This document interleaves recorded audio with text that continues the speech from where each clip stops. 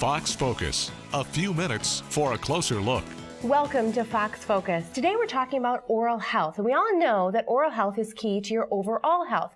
But for some folks, going to the dentist is anxiety-ridden. It's scary. So for some advice today, we've got an expert. From the WDA, we have the president, Dr. Paul Levine. Dr. Levine, thanks for being here. Thank you very much for having me. It's a pleasure to be here. You know, even talking about the dentist can be anxiety-inducing for some folks, can't Without a doubt, it can be. Many patients stew the night before they go to the dentist, and they worry about it all night long. They really do. So talk about how treatments and procedures have sort of advanced over the years to help reduce that anxiety. Since I started dental school 30 years ago, things have changed and have gotten better. There's new anesthetics on the market, new treatment modalities, new diagnosis methods that make it easier, make treatments quicker.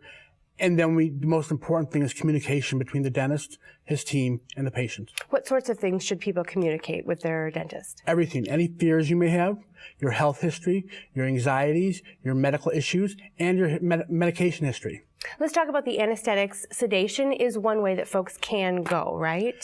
Sedation is, and there's different types of sedation. We can use something as simple as topical anesthetic. We could use nitrous oxide, which is gas. We could use oral sedation, which is a variety of pills, either taken the night beforehand or delivered under your tongue. Or there's IV sedation, which is delivered through an intravenous induction. You could also go to extreme methods, which is a little bit more extensive, which is in the hospital under general anesthesia.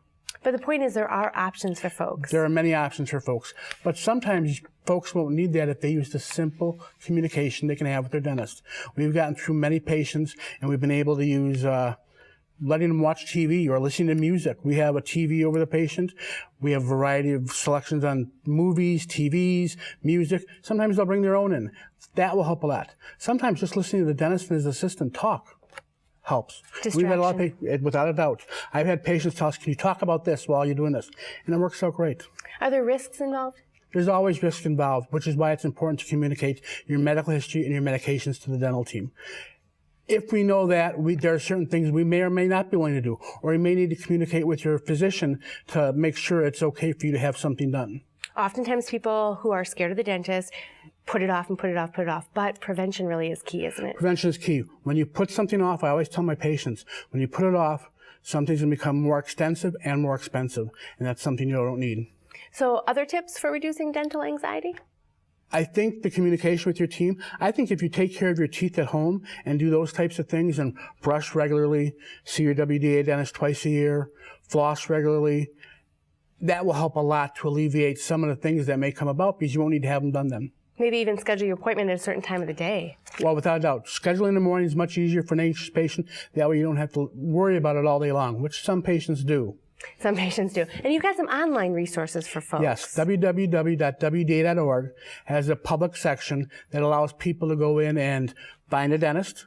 You can go to our tongue-in-cheek e-newsletter and get it quarterly, but there's a myriad of things that you can find in that area to help even ease anxiety for a patient. Between the online resources and communicating with your dentist, it really sounds like knowledge helps you relax, just knowing about it. It really does. It's made things so much easier over the years, but that key point is still the communication. So if I'm afraid to go to the dentist and I come to you for advice, what's the first thing you'd tell me?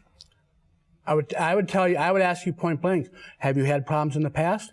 What will make it better? What we can do? And sometimes I tell patients, go in and interview your dentist first before you have any treatment done to make sure they're going to go along the lines you want. Communication, communication, communication. Without a doubt. Thank you, Dr. Levine. WDA.org. Go there for more information. We'll see you on the next Fox Focus. Interested in appearing on Fox Focus? Email us at foxfocus@fox6now.com.